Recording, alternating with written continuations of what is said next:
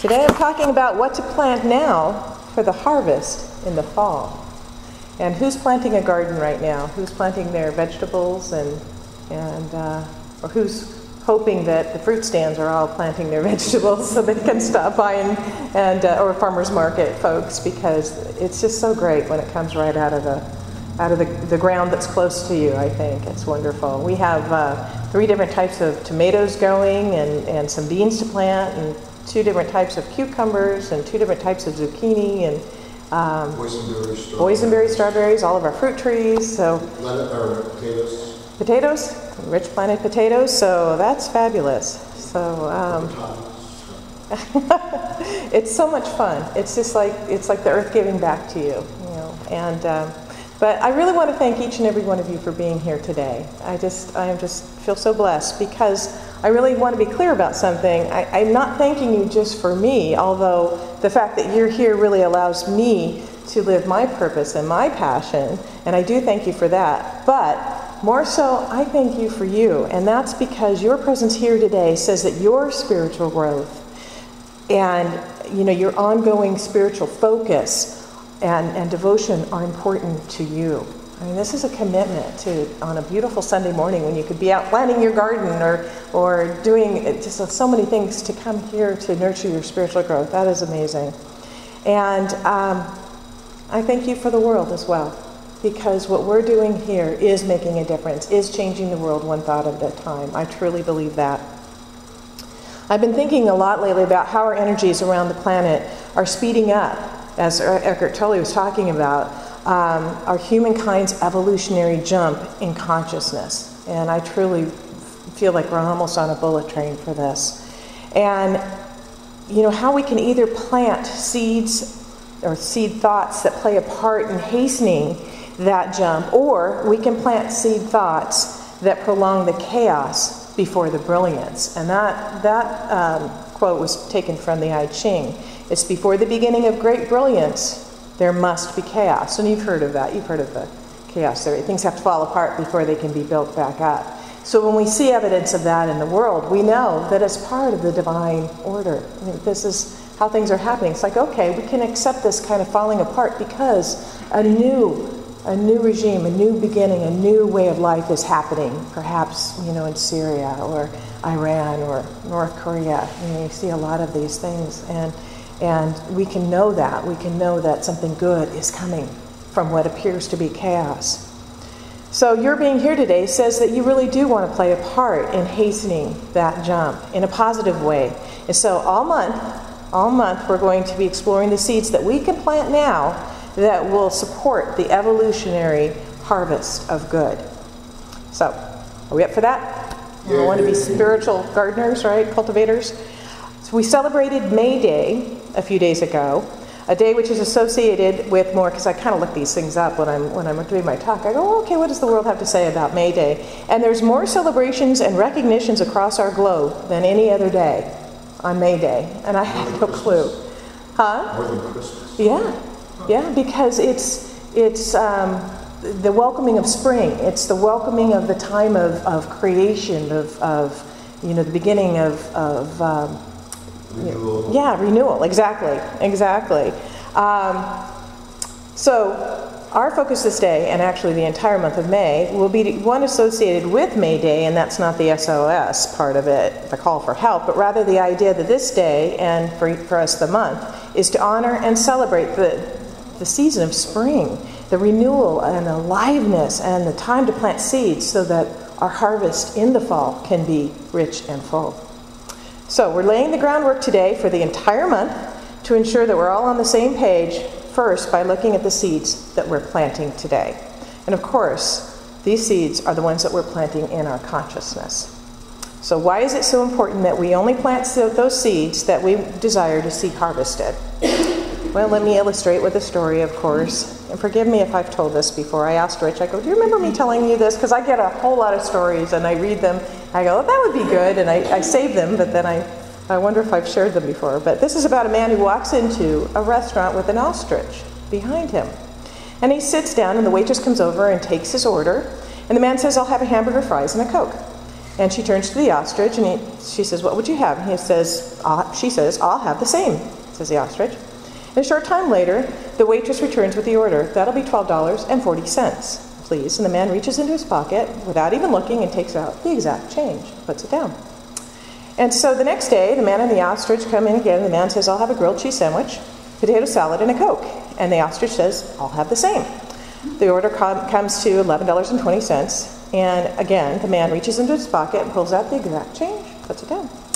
The next evening, the two enter again. "I'll have the steak, baked potato, salad, and a Coke." "And same for me," says the ostrich. A short time later, the waitress comes and the order says, "That'll be $41.62. And once again, he pulls out the exact amount and puts it down. The waitress just can't hold it back anymore. Her curiosity is just taking over, and she says, "Excuse me, sir. How do you manage to always have the exact change in your pocket every single time and without even looking?" "Well," the man says, "several years ago, I was cleaning the attic, and I found an old tarnished lamp. It was a pretty lamp, and I thought how much better it would look if it were polished. So I started to rub it, and suddenly a genie appeared and offered me 2 wishes. My first wish was that if I ever had to pay for anything, I could just put my hand in my pocket and the right amount of money would be there." "That's brilliant and so well thought out," said the waitress. "Most people would wish for $1 million or something, but you'll always be as rich as you want for as long as you live." "That's right. Whether it's a gallon of milk or a Rolls Royce, the exact amount of money is always there," says the man. The waitress then asks, "One other thing, sir. What's with the ostrich?" The man replies, "My second wish was not as well thought out. I wished for a chick with long legs."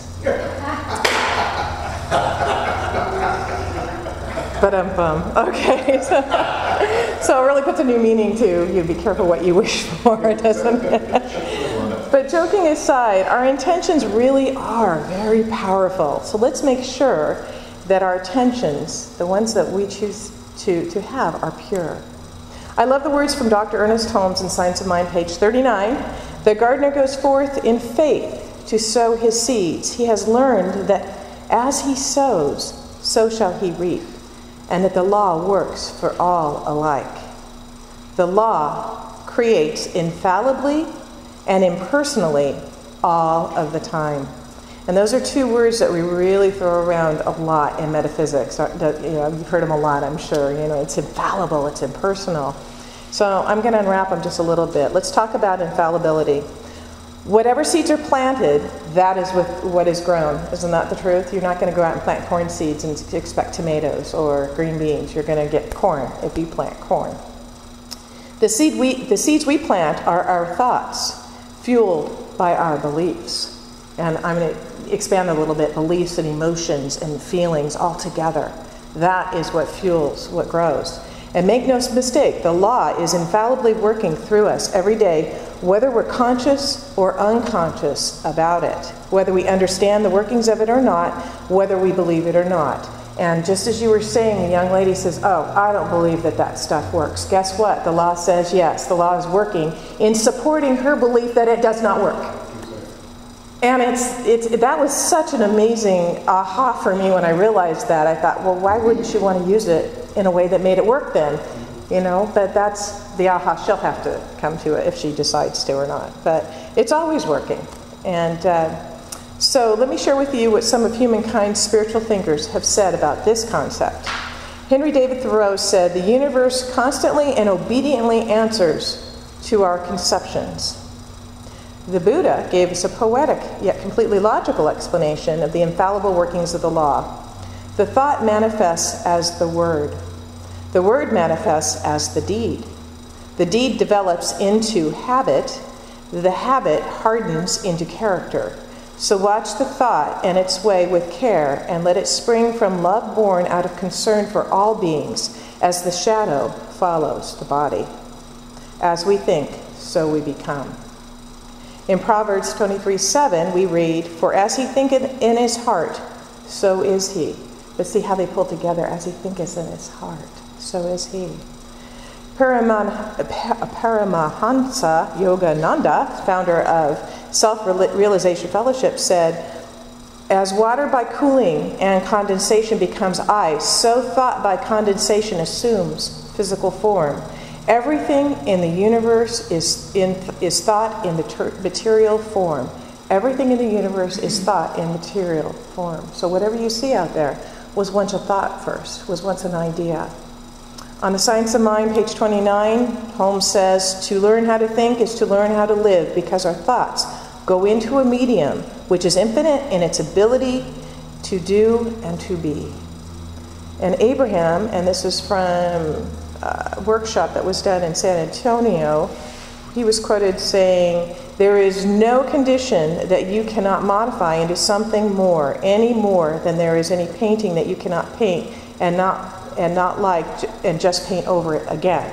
There are many limiting thoughts in the human environment that make it feel like it's not so, as you have these incurable illnesses or these unchangeable conditions, but we say they are only unchangeable because you believe that they are. That's interesting. And Tony Robbins says the only thing that prevents you from having everything you want is your story and your reasons of why you can't have it. Our seed thoughts are the cause. The harvest of your experience is the effect. What harvest do you wish to have? Because the law is infallible in bringing it about. If you want to harvest apples, you better plant an apple seed. If you want to harvest tomatoes, planting tomato seeds would be best. And if you want to get an oak tree, only an acorn will get you there. And if you want to harvest a world that works for everyone, a world where greed and hatred no longer exist, a world where poverty and crime are things of the past, a world where all life is revered and honored.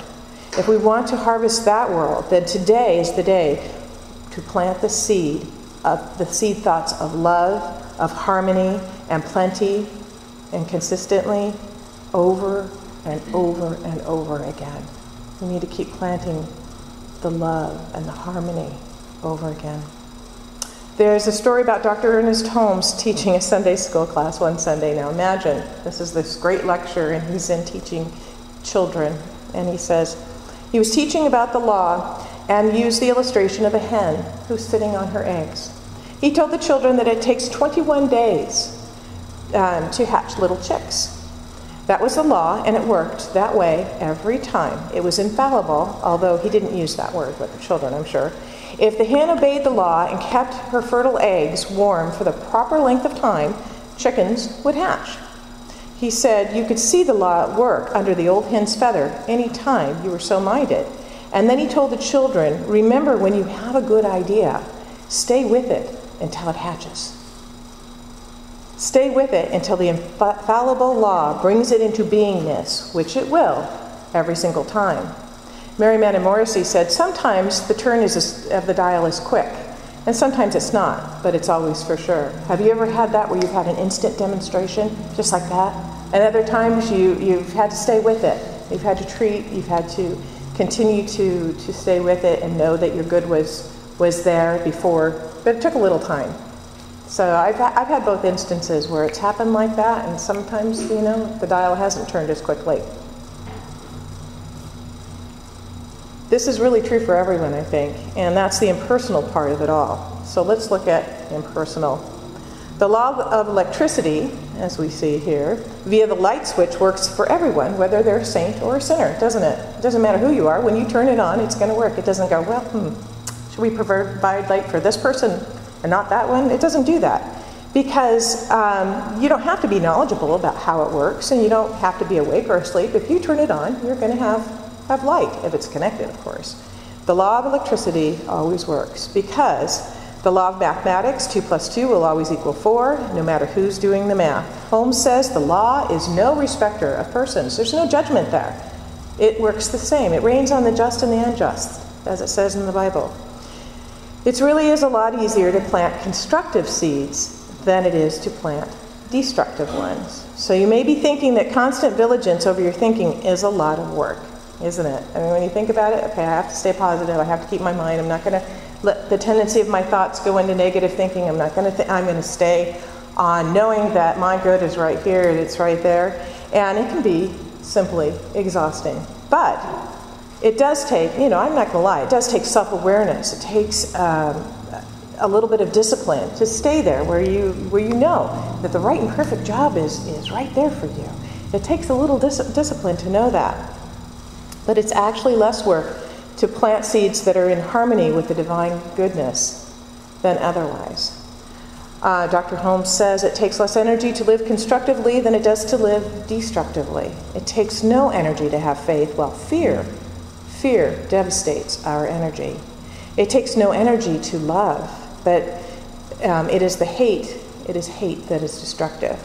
It does not take mental or physical energy to be happy, but unhappiness and morbidity consume so much energy that it devitalizes us mentally and physically.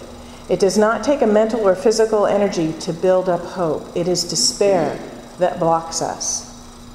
It takes more energy to go against your nature, to try to be something that you're not, to live unauthentically, than it takes to live authentically. I think that's what they're talking about when they say, are you in the flow? Are you in the flow? And everything just kind of opens, all the doors open for you. Have you ever tried to hold a beach ball under the water? This is, how the resistance of holding a beach ball, it's hard to hold it because it's against its nature. It wants to pop right back up, doesn't it? Have you seen kids doing that? Well, this is a friend of mine who's a minister shared this story at a seminar several years ago. She said that she and her husband and several friends were down in Mexico, and they were scuba diving and vacationing. And one afternoon after diving in the morning, they were lounging around by the pool. And their friend, Jeff, as she tells the story, she says he must have been a hyperactive child because they were kind of exhausted from the day, but he was like bouncing around and he was diving in the pool and swimming around. And he noticed something at the bottom of the pool. And he dove down there and he saw that it was something red, and he found that it was a beach ball that was stuck in the drain. So he came up, took a big gulp of air, and he dove down and painstakingly pried the ball out of the drain. Right? He popped up with the red beach ball in his hands and a big smile on his face. He was so proud of his accomplishment. And so not far away from the pool was a boarded off area, and they could tell that there were workmen in this area doing something. And a few seconds later, after Jeff had surfaced with the ball, there was a flurry of activity behind the plywood. And now no one in their group spoke Spanish, so they couldn't tell what they were saying, but they could see that these men were very excited. And 10 minutes or so passed by, and there was still a lot of excited conversation behind the plywood. And all of a sudden, they were looking out at the pool, and they realized that the water level was a lot lower than it had been 10 minutes ago. And they soon realized that, to their horror, it was the beach ball that had been keeping the pool from draining, and their friend had removed it. So pretty soon, a workman, still in full clothing, ran over, grabbed the beach ball, tore off his shirt, dove into the pool, and tried to restuff it. But he couldn't. It kept popping up to the surface. So the poor man wound up standing on the ball in the middle of the pool. Luckily, it wasn't in the deep end. The man standing there with the ball, to hold it on the drain. And my minister friend and her friend stayed there for at least another hour just watching as he stood on the ball to keep it from popping up. I don't know how it was ever resolved, but it was, just it took a lot of energy to go against the nature of that beach ball, didn't it? And it just needed to float. That ball wanted to be up. That's what it needed to do. And look at all the energy it took to hold it down. So it is your nature, although perhaps not your habit, but your nature to have thoughts of peace and love and harmony and plenty. Again, perhaps not your habit. So the habit will need to be broken, but your nature, your innate beingness is life, and life is always affirming. Life is always affirming. And so here's some final thoughts for planting your garden now so that the fall harvest that you desire for yourself and the world will come to fruition. And you can pass these out. Read them.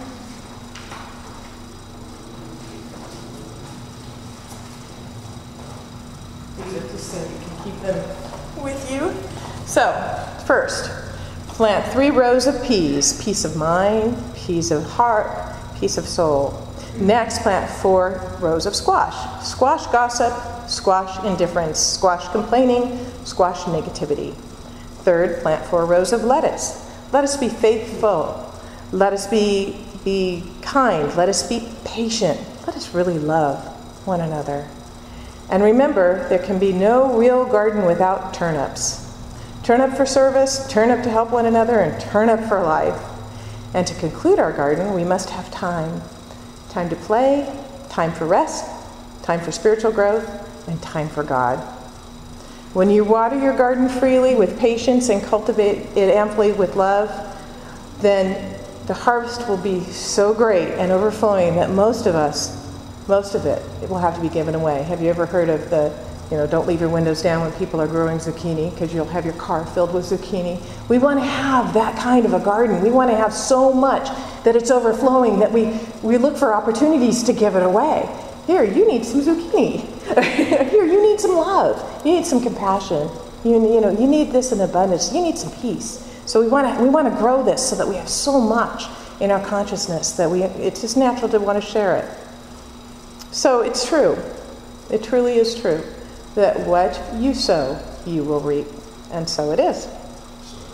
So now, just a post-talk announcement. For next week, if you choose, bring a photograph of your mom, if you'd like to, or it doesn't have to be your mom, it can be someone who may have provided nurturing love to you.